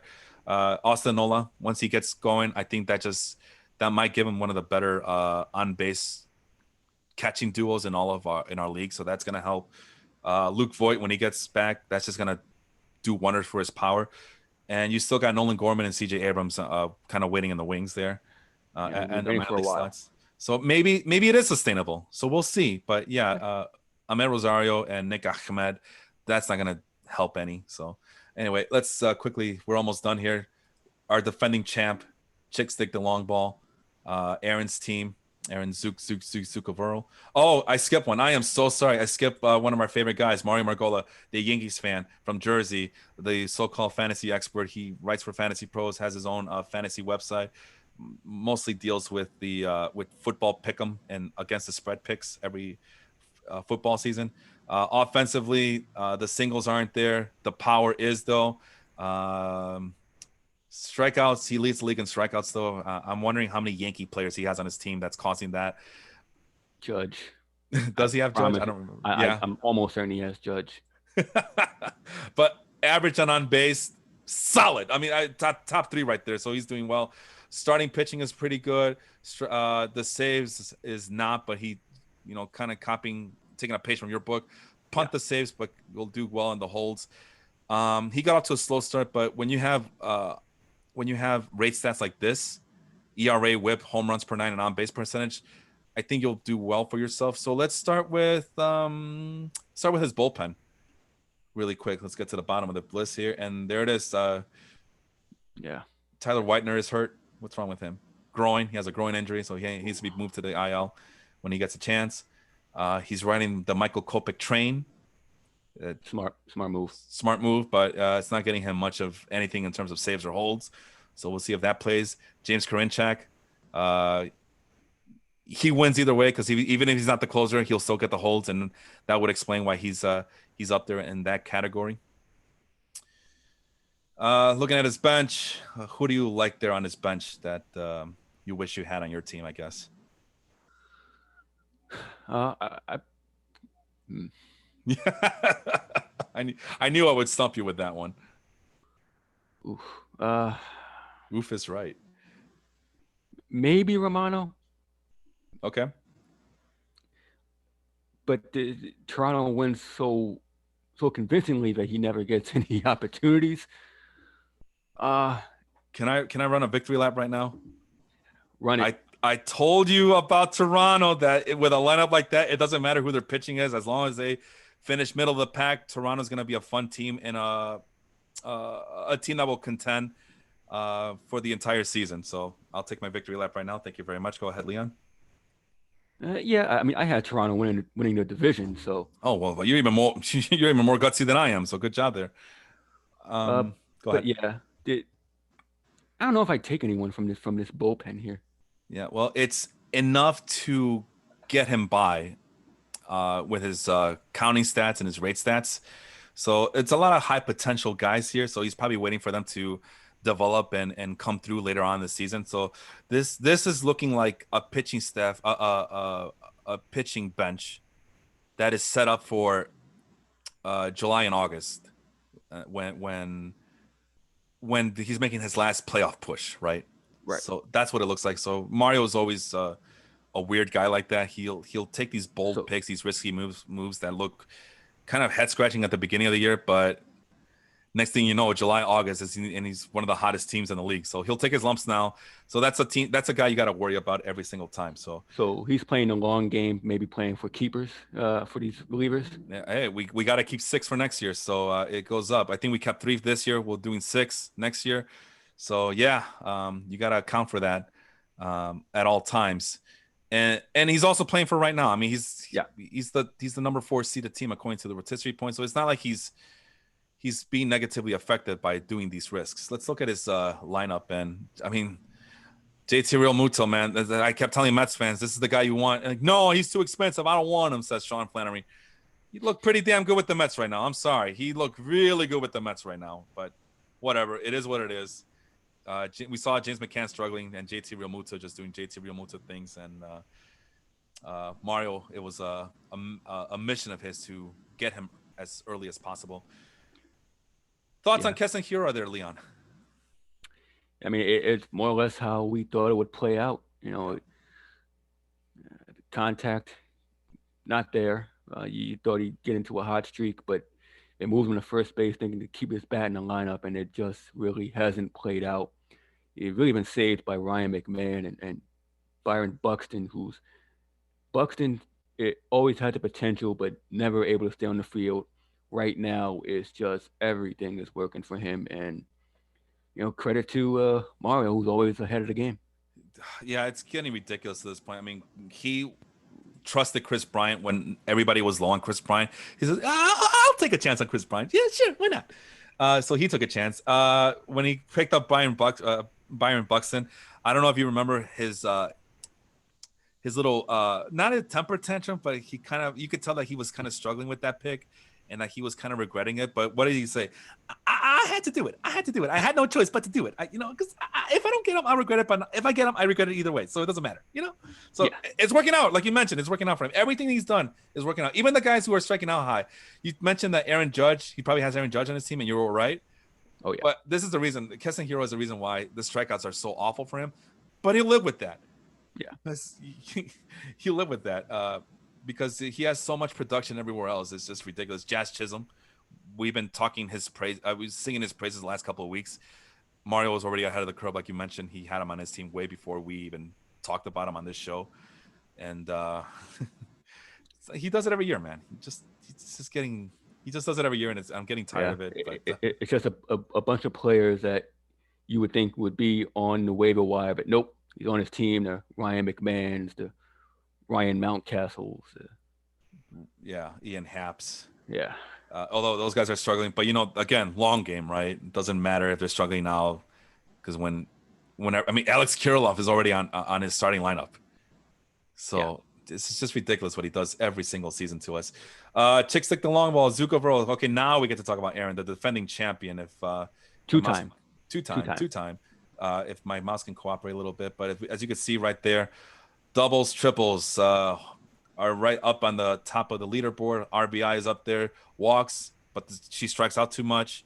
Doesn't steal enough bases, which is weird because she gave me so much flack about me not taking stolen bases too seriously. And I'll look at her at the bottom of the list in stolen bases. Not that it affects her or anything. I just thought it was funny that to do a callback to a previous conversation her and I had. Respectable average and on-base percentage for offense. Now let's look at the pitching staff.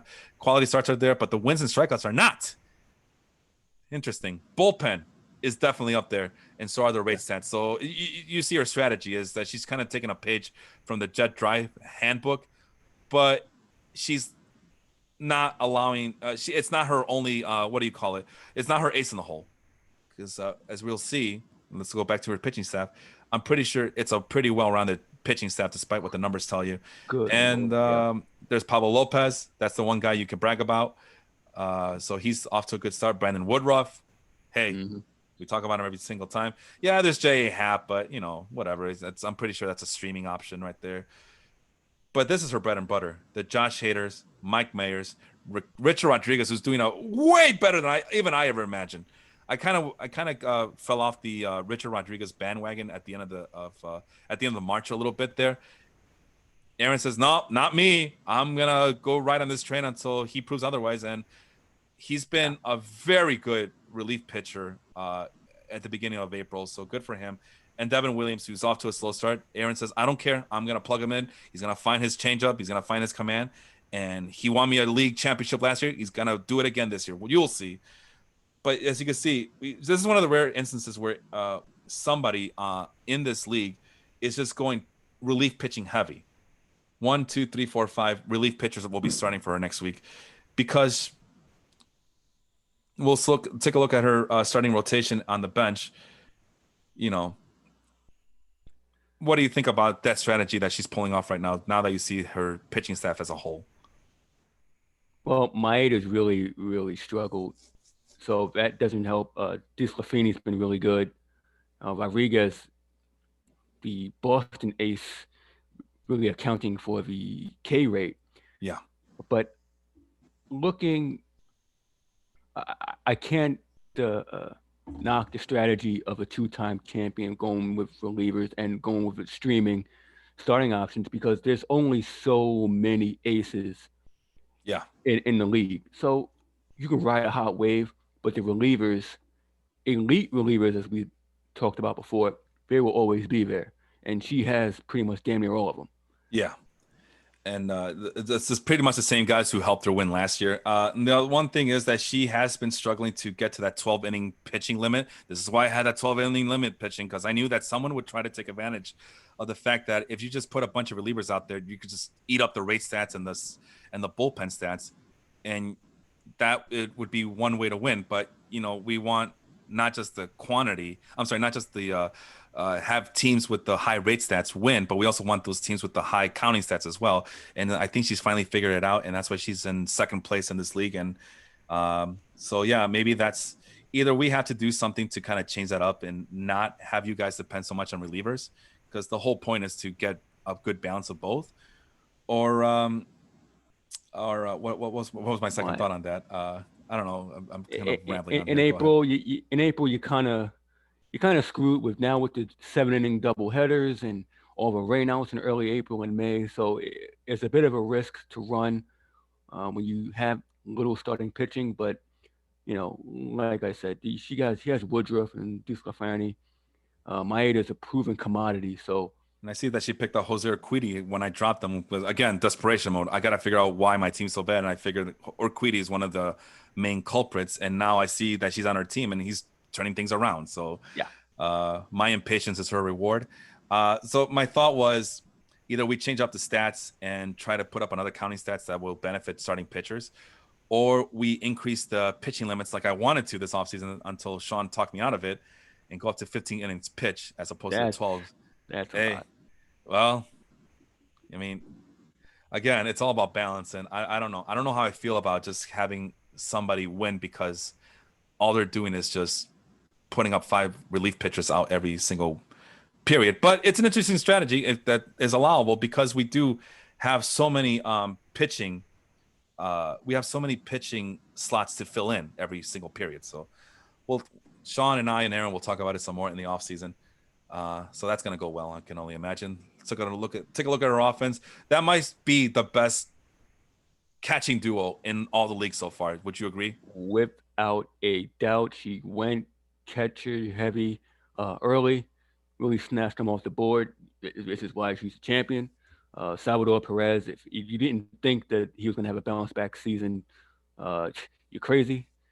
Even Abreu, a slow start. Chapman, a slow start. Matt Chapman. Yeah. Matt Chapman.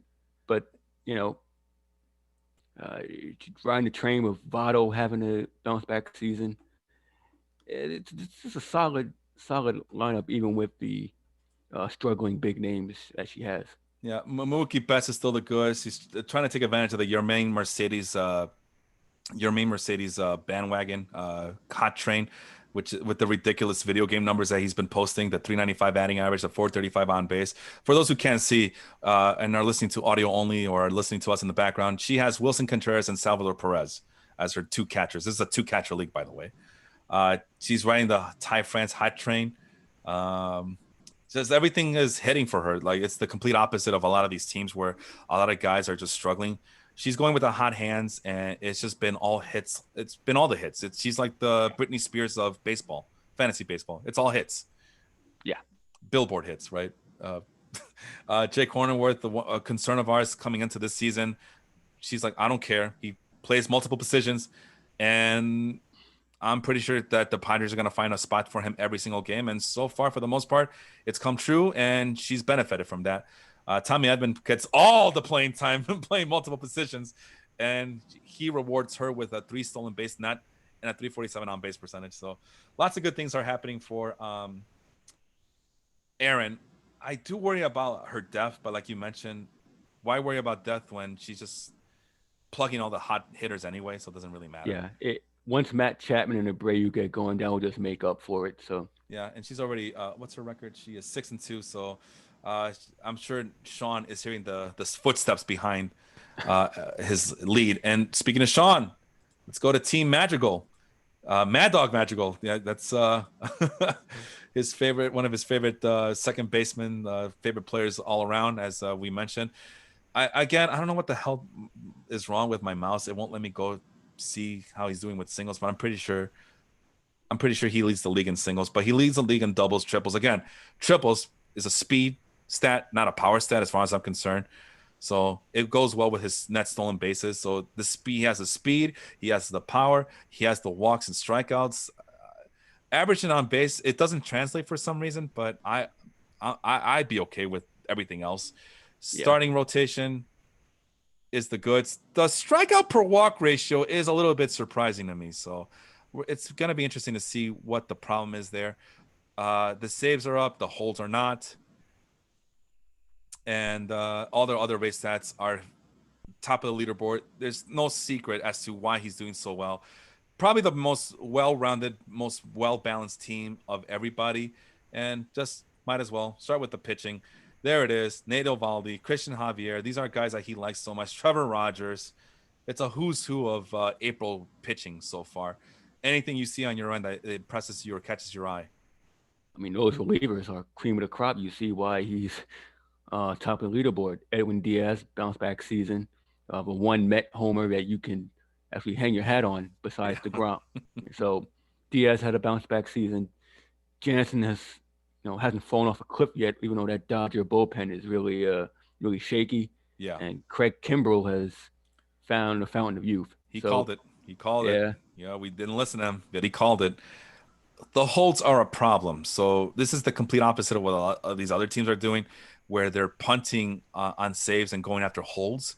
Sean's doing the complete opposite. He's punting holds, gaining up the saves, and it's not affecting his rate stats at all. So he has a pretty healthy rate stats overall. So that's a plus for him. He has Freddie Peralta, who is one of his favorite pitchers, who he's done pretty darn well transitioning from the bullpen to the starting rotation. Any weaknesses that you see here? uh, I mean you mentioned the K's, but his starting rotation is more or less pitch to contact type guys, but they don't give up. Surprise. They don't give up. They don't give up the long ball. So Yeah. it's hard. That is hard to do. Jameson Taillon is struggling a little bit, but I mean, we kind of expected that, but still a guy with a little bit of pedigree. Who's a guy? Oh, he's basically the Carlos Martinez of the Yankees at this point. Yeah. He's 29 years old as well. Kind of just waiting for him to right his own ship. So he's banking on that. But that's a good assessment that you have. Like to pitch to contact, which is something that he's been preaching all off season. He doesn't care about the gaudy strikeout numbers or the high velocities. He's all about the movement and the command and not and the safe floors, right? Yep. Which explains the low home run per nine. And it's working out to his favor. Now he did take a couple of risks here, one of them with Robbie Ray. And Robbie Ray's rewarding him. And again, the Blue Jays. What I say about the Blue Jays, you don't need to have an elite pitching staff. You just got to be middle of the pack, and that lineup is going to save you more than it's going to hurt you, right? And Sounds like the Brooklyn Nets. Oh, a little bit of a crossover there. Okay, I see you. What do I say about them? I think they're going to struggle because it's a top-heavy team, and a lot of guys who were flourishing without the big three on that team are going to be butthurt about having reduced roles. Nope! They're happy with their reduced roles and just giving the ball to the big guys, right? The James Hardens, the Kevin Durant's, and the Kyrie Irvings of the world. And they're looking very strong coming out of the Eastern Conference. So there's a little bit of preview there for your show on Friday night. So anyway, let's go to their hitting. So this is a very well-balanced team, right? It is. Very well-balanced. Has the power and the speed. And right there, Carson Kelly with 6 home runs, having a monster year so far. I wanted Carson Kelly. And I know that Aaron has the big names at catcher. Sean says, forget the big names. Just give me production. And he has your doppelganger Because right, you got Tucker Barnhart. Mm-hmm. Well, he has Tyler Stevenson, who's having a much better year, and it looks like Sean is banking on the fact that Tyler Stevenson's success is going to be more sustainable than Tucker Barnhart. So wow, that's just crazy to see this. Go ahead. This lineup is rather outstanding. The Ramirez, Story, Yeah, Moncada. I mean, and they're not Kyle even at Tucker. peak. They're not even Yeah, at peak right now. it, this is wild. Yeah. Now let me ask you another question. I noticed Otani here is in a utility spot and as a starting pitcher. So when he starts, does he also get his pitching Sean has to stats? pick one or the other. Either Okay. he puts him on utility or he puts him in the starting rotation. And right now, he decided to put him on the utility spot, so that's all he's getting. I mean, this would drive me crazy. This 314 on base percentage, but I mean, those 8 home runs. Yeah. You saw that he leads the league in home runs, so this is part of the reason why. And he has the 3 stolen base nets. Oh, fuck you, Sean. You piece of shit. You're getting the strikeouts, you're getting the home runs, and you're getting stolen bases from Shohei Ohtani. What the hell, man? And that's why he's the star of the show. Who, Sean?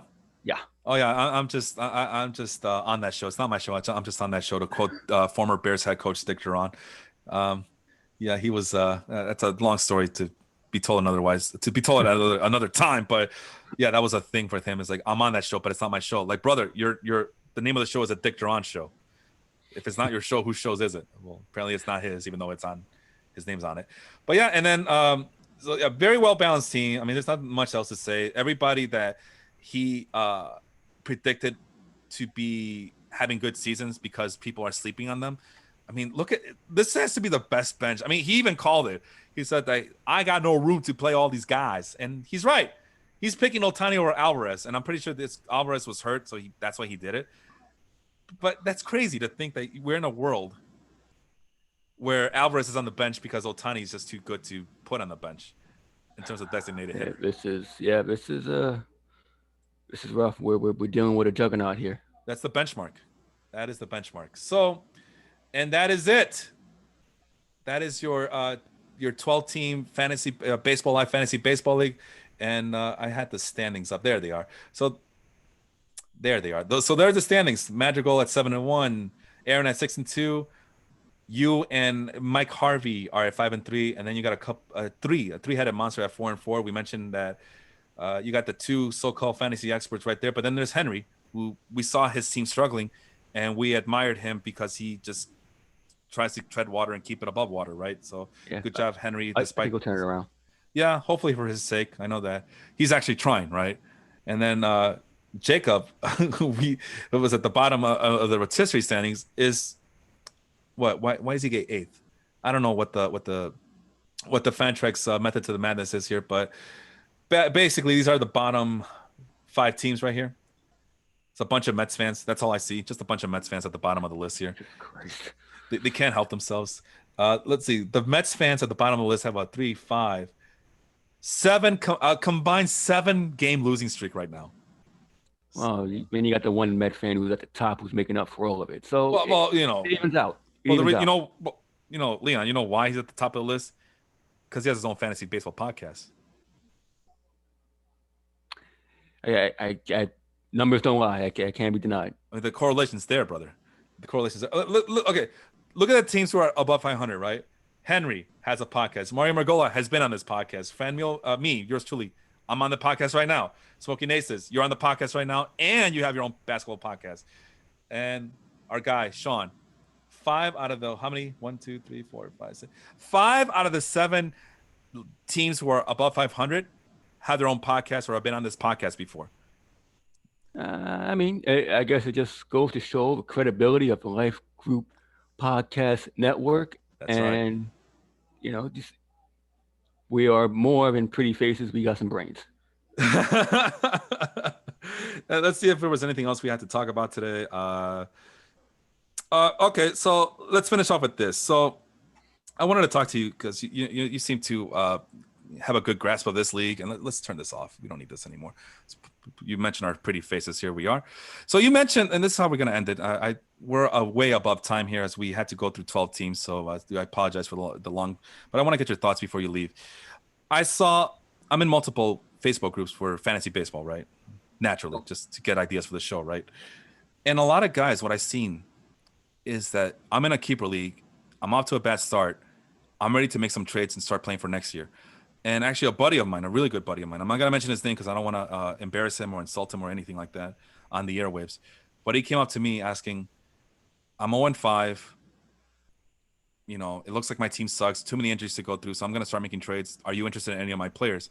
And I look at his team. I go up and down, and I go, "Brother, first and foremost, if you make it, I'm not interested in any of your players. Number one. Number two, if you go out there and make any of these trades, you have no leverage whatsoever to gain." Because I asked them, "What are your goals to making these trades?" "I want to get more depth." "Dude, you're not getting shit. You have no leverage whatsoever. You need to." And I looked at his lineup. You need to start cutting a lot of these garbage players that you have who are not come to fruition, and start picking up some guys from the waiver wire. And which, you know, trying is half the battle, right, Leon? Right. So knowing what to do with the other half. Well, listening to this podcast will get you in that right direction. At least that's the hope. Don't pay attention to the guy with the current 4-game losing streak, though, right? Okay, so Leon, if you're 1-5, you're in a keeper league. You still have until maybe August, September to right the ship. What do you do in this situation? Do you go out and just start making a bunch of trades to make yourself feel better about your prospects for next year? Or do you get aggressive? I mean, what do you do if you're 0-5 to start the season off in a keeper league? Well, one, it's about roster construction. We've always talked about roster construction. It doesn't matter what sport you're in, baseball, basketball, football. So when you look at, then you consider the age of your team. Mm-hmm. Who can sustain this for multiple seasons? And if you start out 0-5, look at the top of standings, who might be able to sustain there. And I guess if I were him, looking at my team just to make trades doesn't make a lot of sense. Mm-hmm. Now, if you're looking at a big name, you can look at it just like real life. You look at a guy like Stanton. If I had Stanton on my team, can I help someone who might be looking for that big bat? If I'm punting this season, I could trade Stanton for some prospects. Yeah. I could trade maybe not Judge, but not your top tier, your second tier guys. You can get back something, 2-3 prospects, maybe a draft pick. So you're not totally punting the season, but you realize that you can play the long game. Yeah, and that's part of it, right? I mean, well, let me ask you this: are you still trying to salvage the season and try to win for this year alone, or is it just strictly for 2022 this early in the season? You can, because there's still streaming options. There's still those guys like, for instance, I picked up Colin Moran. What do you think of Colin Moran? I don't trust him. Exactly. He's a 3-4 guy. You can get hot for a few weeks. You can ride that until the wheels fall off. But your second tier guys, you can look at, the Michael Francos, the Colin Morans, those guys you can ride for a week or so, and still be able to compete. But if you're going to play the long game,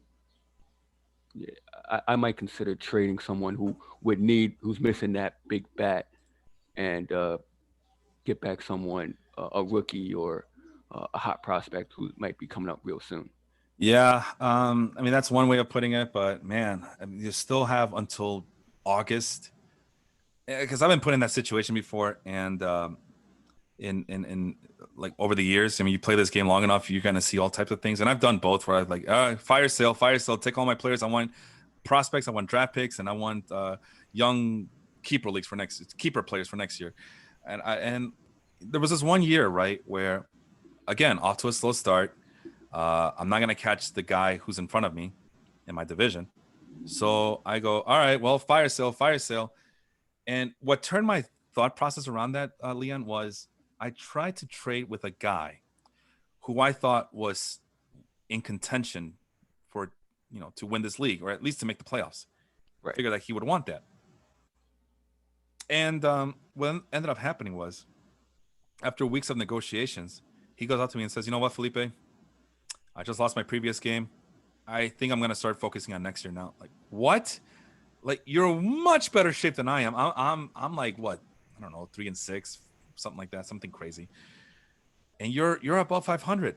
How are you going to give up? Like, Felipe, even if I catch the guy in front of me, my team's not good enough. Even if I make this trade with you, my team's not good enough. So I'm just going to pray for next year. I mean, if you're playing for, well, what is the point then? If you're constantly playing for next year, what is the point to any of this? I mean, to quote my guy, Herman Edwards, you play to win the game. You play to win the game.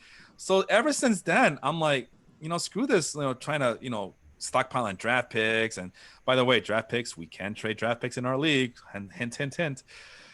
Just make sure that it's a 1-for-1. So everybody should have the same amount of draft picks exchanging hands. Just if you're listening, that's the rules. Otherwise, Aaron and I and Sean will delete your trade. Well, reverse your trade, I should say. Anyway, you can get stockpiling draft picks, and chase minor league players and chase unproven rookies and second-year men. But at the end of the game, it's a keeper league, right? And every year you're only as strong as your keepers. That's the foundation of your roster structure, right? Like you mentioned.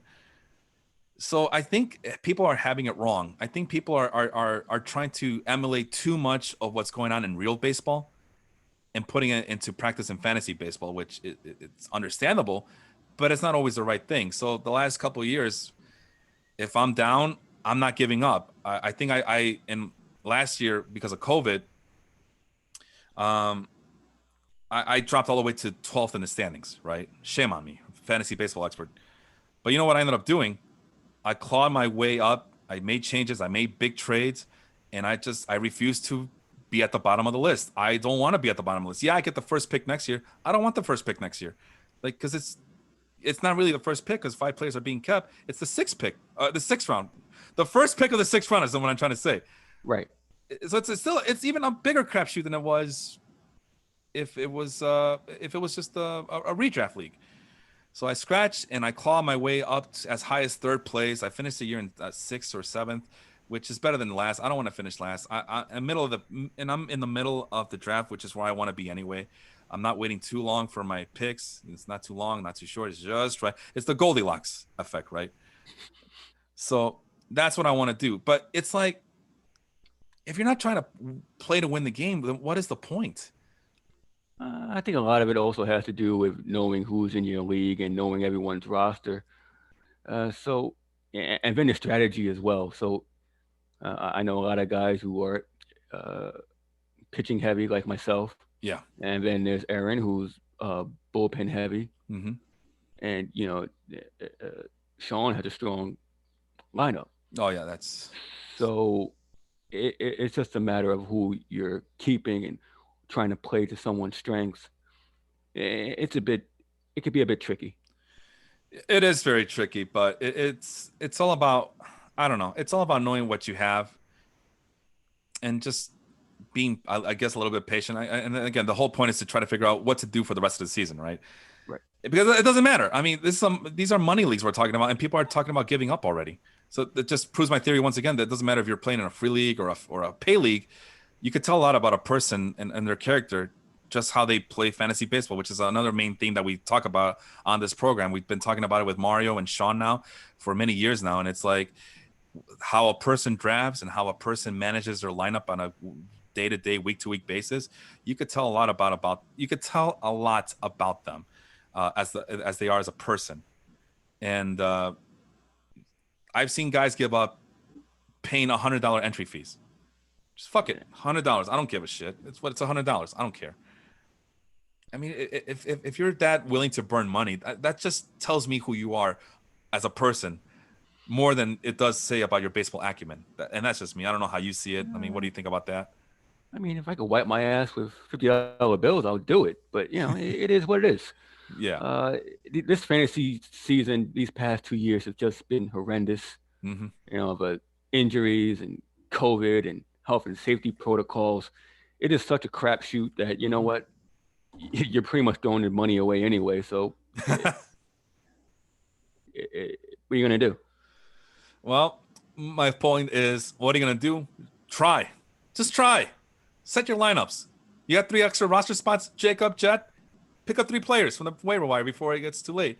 Pick up minor leaguers. I don't care. Just do something. I don't want to hear like, well, the league's too hard, or there's too many categories, or it's a steep learning curve. I still don't understand the website. Leon got the website after a month, he says, and he's still Uh, learning, but he's trying, and that's all I'm hold gonna on. say about that. I'm sorry, go. Oh no, no, I was just writing in my book for the excuses that we're gonna have for you next week. No, they're not excuses. I'm just looking for solutions. That's a difference. I don't make up excuses. I'm just a problem solver here. Um, let's see. Hey, listen, if it weren't for these quote unquote excuses, I wouldn't have anything to talk about every week, right? Fair point. And that's a good place to stop right there. Let's go through the shows really quick. Dong City on tomorrow night with Jacob, with Henry and Vince. With the Audible, I'm pretty sure they got a lot to talk about after the draft. Corey Richmond asked me what I think about the Bears getting Justin Wilson. To me, it's just Ryan Pace and Matt Nagy getting 2, 3, 4 years at their current positions, undeservedly so. But they play the Bears ownership like a violin is what I'm trying to say here. And Matt Bushnell has been, our buddy Matt Bushnell, who is a host of the Audible, has been trashing Justin Fields this whole time. But now he's a Bears, and now he's coming around to it. So good. At least, you know what it is, Leon. It's Rocky all over again. If they could change and they could change, then I could change. We can all change, right? I mean, I guess unless you just go through like I said, all the human emotions of denial, anger, acceptance. The whole grieving, Yeah, process, yeah, which yeah. I've been putting off for a while now. I might as well just say it. My grandfather passed away this past week, and I've been just kind of distracting myself with this podcast. And I took my family out yesterday, and I just been prolonging the inevitable. So I'm gonna have to go through the grieving process, or maybe I'm grieving right now and I just don't know it. So just want to give props to my guy Leon here for being a listening ear today and last night when I gave the admins the news that my grandfather. You are representing the other admins who were in that chat. So from the bottom of my heart, I do thank you guys for being my rock.